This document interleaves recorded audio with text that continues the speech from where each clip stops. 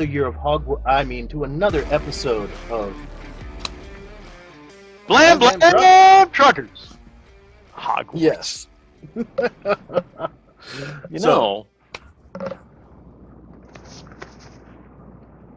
there you go. I am one of your hosts, Buse, and over there to, I think, my left, right, somewhere. You're the editor. You can move me wherever you want. And not through Riverside. I'm Bees. How are all you Blam Blam Truckers doing out there? You trucking along pretty well? I certainly hope so. So we're here to talk to you about all the geekitude you can possibly imagine, and maybe a little bit less or a little bit more than that. Today, we're talking about Avatar. This week, Avatar, the live-action Avatar, dropped on Netflix, and I don't currently have Netflix.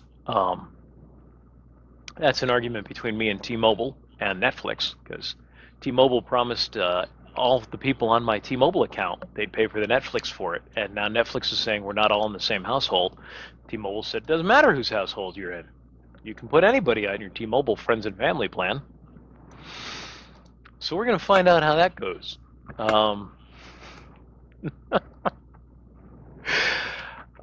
So I don't currently have Netflix. When I do, I'll give it a watch. I was not a big fan of Avatar when it came out because I didn't know about it.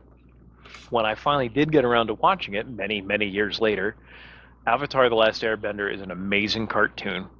Yes. It's a very well told story. I thoroughly enjoyed it. I couldn't get through Korra. Probably could have if I watched it when it came out, but I can't watch it. I just can't get through it anymore.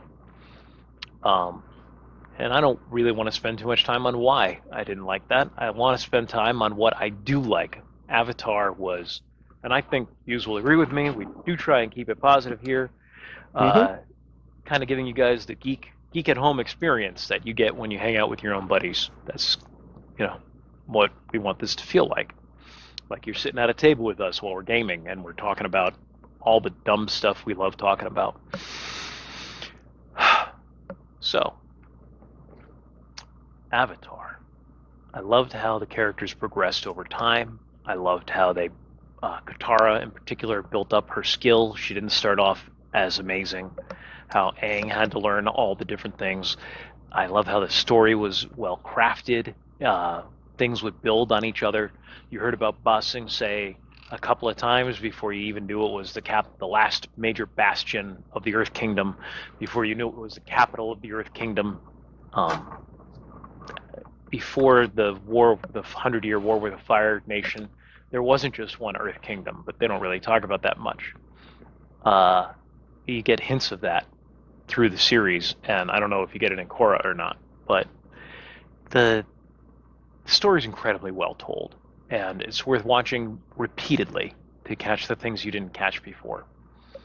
Buse was just telling me, this is what we actually talked about Avatar after our recording session last week, and that led us to, and it was during that time that Buse told me that the first time you actually see Azula is not in season 2, it's during the flashback to the Agna Kai that Zuko fights with Ozai, his father. Mm-hmm. Yeah, it's the first time you see Azula. Incredibly well planned out story, or at least if it wasn't all planned out at the beginning, a lot of it was, and then they pieced it together before it was told to us. It's no Lost. What? I said it's no Lost. I don't get the joke. Sorry. Oh, you never watched Lost, did you? Oh, Lost! The TV. I'm sorry. Anyway, so while we were talking last week, did you want to say something? No. Oh. I'm good. You can interrupt me. It's all right. So when we were talking last week, Buse and I were talking about how we would break this, how we would make Avatar work in a D6 system. Because D6 is my favorite system. I think it's both of our favorite systems, though Buse tends to like other systems a bit more than I do. And I said it'd be really easy. You just have the control for bending would be a martial arts. and then the power would be an attribute. And so I wrote up some quick rules for how we would actually put this together, because the basic rules of D6 fit perfectly for any system with people in it, or aliens, or bipedal humanoids.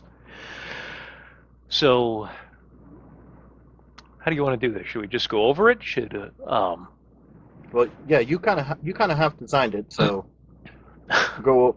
I mean, go over it, and I will insert my 2 cents, which is typically worth 5 on the exchange market. Where I'm glad it you only have applies. 2 right now. Okay, so will the 6 attributes work, or will we need to change them? Making the fantasy D6 rules, I had to, because I created a D6 fantasy system. I believe we've talked about it in the past. I had to work on skills for mechanical and technical, because the world we live in today has all sorts of things in it, like cell phones and remote controls. That would be wizardry in the Middle Ages. And flash drives. Look, flash drive. And look at this. Retractable. And on the other side, micro USD, which nobody uses anymore. Anyway, clearly I bought that before Type C became standard. In medieval Europe, there's not a lot of mechanical things to put skills into. But in Avatar, there is. They've got steam. What did I write here? Avatar: The Last Airbender. We see a variety of devices that would require technical and mechanical skills: blimps, tanks, steam engine-powered ships, etc., etc. A really big drill. Yes, a really big drill. You need. They had engineers, and Sokka. One of the things he brings is his engineering skills to Team Avatar. Mm-hmm. So now that we've established we don't have to change the 6 main attributes, we look at how do we implement bending. So we sussed out the basics the other night. Like I said, control is determined by their martial arts skill, which, except for Toph and Aang, through most of the series, we see everyone else we see in the series, people are doing specific moves and whatnot, and all sorts of silly things to get their bending proper. And it's the bending that controlled how they manipulated the element. So that would be a martial arts skill, and the amount of material one can bend or power should be an additional attribute. Now, the reason why I say it should be an attribute is this keeps things balanced. I found this out with the magical system. I found this out with the superhero system, because it broke in the superhero system. I found this out running my buddy's Transformer system. You don't want to make the magical power, the bending power, too powerful so that you automatically defeat everybody with bending, because we don't see that in the show. With the best benders in the world, like Aang and Toph and Boomy, yeah, we do see them defeating tons of people on their own. But generally, it's an additional skill. It's not powerful enough to kill somebody most of the time.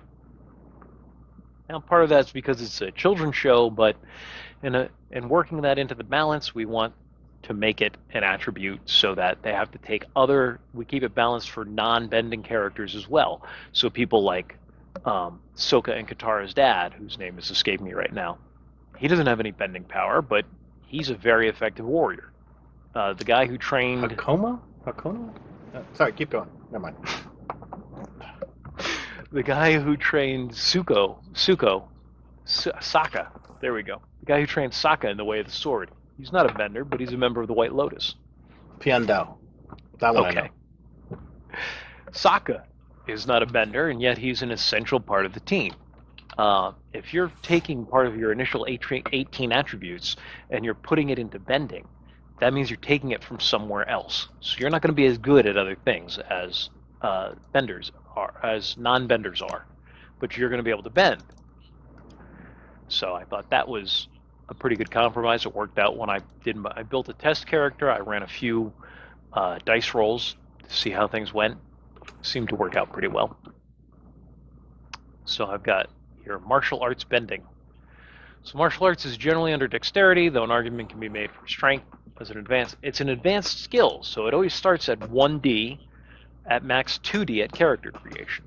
So we're not talking about Aang here. We're not talking about Toph. We're talking about benders starting out in a role-playing game. Role-playing games want you to start level 1 or whatever.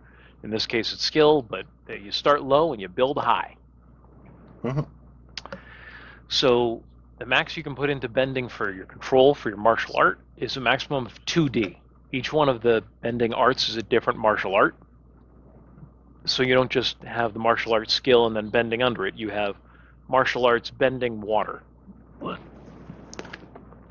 Hold on 1 minute.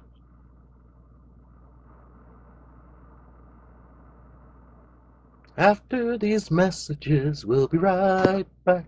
You could have jumped in there, Buse. I did. I sang. I'm just trying to forestall a little bit of the hiccups here. So water bending is the martial art. And then underwater bending, and it's an advanced martial art.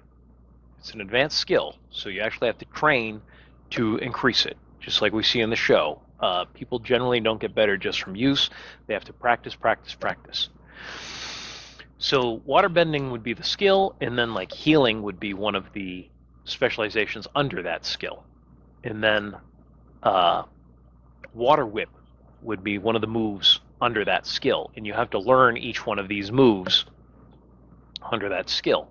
What that means is that at character creation, you're going to use 1 to 2 points for waterbending. You only get 7. Had to count there for a minute. You get 7 character points. So if you're using 2 of them just to get your bending skill to the highest it can go, then By each character one of points, those. you mean skill dice, I'm assuming, right? Yeah. Yep. So in using those 7 skill dice, 2 of them you're going to use for 1 to 2 you're going to use just to get the bending skill to start. And then under that, your specializations, because they're specializations, only cost 1/3 of a die. So if you spend another 2 dice, 2 of your starting dice on specializations, that gives you 6 different skills you can build up. 6 different skills you can build up. And that's only bringing them to 1 additional die above whatever you put your bending skill at. And that's for control. I thought that worked out pretty well when I tested it out. How did that sound to you, Buse? Sounds good. I'm also assuming... I probably should wait to ask this, but I'm also assuming something like the chi blocking skill like Ty Lee used, that would also be like another advanced skill, something like that. I would make that a specialization under a different martial art. Fair enough. Because other people learn martial arts, obviously. I think an advanced skill is pretty much what Sokka got when he went to go learn from the sword master, whose name was Piandao. Piandao. But it's also somebody like Ty Lee is a martial artist, and so she would have that skill as a specialization. I didn't map everything out. I took about an hour and wrote up the rules for character creation for a bender, basically. Covered all that. Advancing your character, you do actually have to practice the skill, and it helps to have a teacher. You need a teacher to learn new skills. Once you learn it, you can just practice those specializations to advance them, but for advanced skills, you need a teacher to learn them. A teacher can be a scroll, a person, or an animal. Air bisons, badger moles, and dragons, if you guys are... It sounds like a bad thing from the Wizard of Oz. Or a lion turtle. Or a lion turtle, yes. Air bisons, badger moles, and dragons. Oh my! And perhaps you learned it in the secret tunnel. What was it? Secret tunnels of Omashu, or whatever it was. Also, go ahead. No, nothing. I was like, Yeah, I don't remember it as much as I should. I mean, I watched it like only 2 weeks ago, but So new specializations can be discovered by the Bender. We see Aang doing that with the air scooter in a flashback to his life at the Air Temple before he found out he was the Avatar. But I would put the difficulty at heroic, or at least a very difficult level. And they'd be casting the advanced skill itself, not one of the specializations, to create a new specialization. Basically, a new form of, not form, a new thing to do in bending. Like, what's his name? Uncle Ira? Iroh. Thank you. Uncle Iroh created the skill of redirecting lightning. So it can be done, but it's not something you're going to start off doing as a, brand new player character. Fair? Although one has to, yes, although one has to say, Aang was pretty young when he developed it. Before he even knew he was the Avatar, he developed that. I don't know if he would have. I don't know if he would have been capable of rolling a very difficult or heroic roll at that I'm point. certain he could have. Do you know why? Why? Those tattoos he has, the arrow tattoos, airbenders only get them when they reach the rank of master. At 12 years old, Aang was already a master airbender. Okay. It seemed like all of the other kids were master airbenders too. Then. No, go back and watch those scenes again. There's actually a couple of scenes where Aang doesn't have the tattoos yet. Okay. I will go back and watch it. Oh darn. It's a really good series. I even have on here, we would have to come up with a list of skills and requirements, because some of the skills in the bending forms shouldn't be something you can learn without having the prerequisite skills. So the examples I give here, what's the fire bending skill requirement before you can learn lightning bending? And would lightning bending, metal bending, blood bending, would they be specializations, or would they be a separate advanced skill? Separate even from, in fire bending, earth bending, and water bending. It's something to think about. Yeah. I mean, I would have to say with lightning, like, I'll give you metal bending and blood bending and such, but lightning bending, it really does feel like it would be a skill underneath. Maybe, like you said, maybe prerequisites to learn it, but I don't know. Blood bending is just water bending. It's just very advanced water bending. So what skills do you need to have before you can do blood bending? Maybe a minimum amount, or a teacher possibly too. Although we've seen with metal build, at least in, I know we don't want to refer to Korra, but if we refer to Korra, not everybody could learn to metal bend. Although it seems like every fire person could learn to lightning bend. Zuko never does, unless he did it by Korra. I don't know. Huh. Yeah, he learned to redirect, but I don't think we ever saw him use lightning. Not in the original series, no. Huh. Interesting. All right. So the next thing I was looking at was crafting with bending. So this would be using a technical skill with a bending skill. So you see the Earth Nation has advanced earthworks. The Northern Water Tribe is an entire city made out of ice. And the Fire Nation has the most advanced metalwork in the original series. By far the most advanced metalwork. They're also the only ones we see utilizing, except for the Mechanist. They're the only ones we see utilizing steam engines, internal combustion engines. Yeah. How exactly does that work? I don't know, but it's something we'd need to make up rules for. And I do have down here regular martial arts would exist, but has no bending applications. Example of that again would be Tai Li. And then my last section here, and we'll probably wrap this up. Let's see how much time we're down. Yeah, we're at the 20-minute mark. About 20 minutes, yeah. Yeah, this one's going a little long. That's fine. the power for bending, again, it would be an attribute. I covered a lot of this already. I'd put an upper limit of 4D on the bending attribute at character creation. I would not put an upper limit on the bending attribute for advancement during play. So there's an upper limit on attributes of 4D for humans. You can surpass that, but it's not easy to do. And we're not going to get into the nitty-gritty there. But I would remove that restriction of having to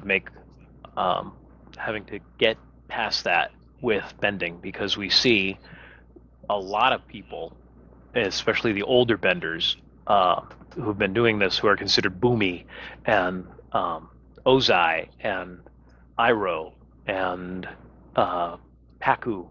All of these characters can bring a lot more to the table than most benders can. Toph is a master at the age of, what is she, 11 in the series? Almost 12, something like that.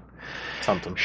She is a master. She defeats other earthbenders who are full-grown adults and been doing this for a while, and some of the best combatants around. The first time we see her, she's the championship earthbender for her area.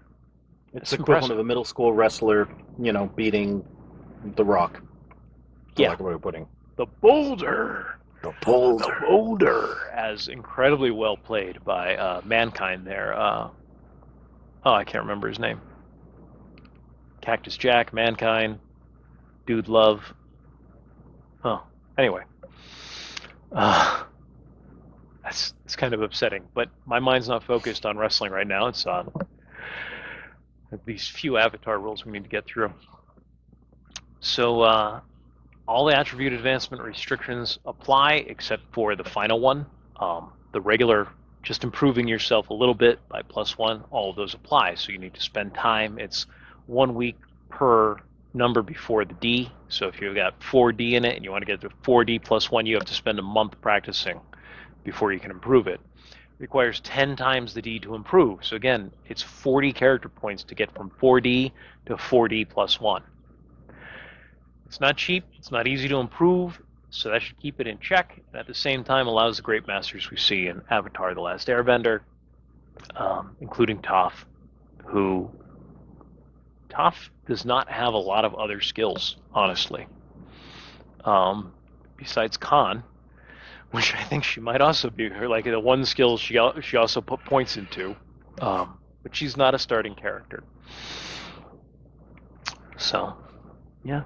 Anything you want to add?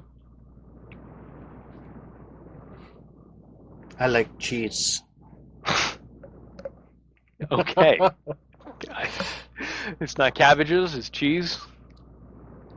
My cabbages were destroyed by a random air bison.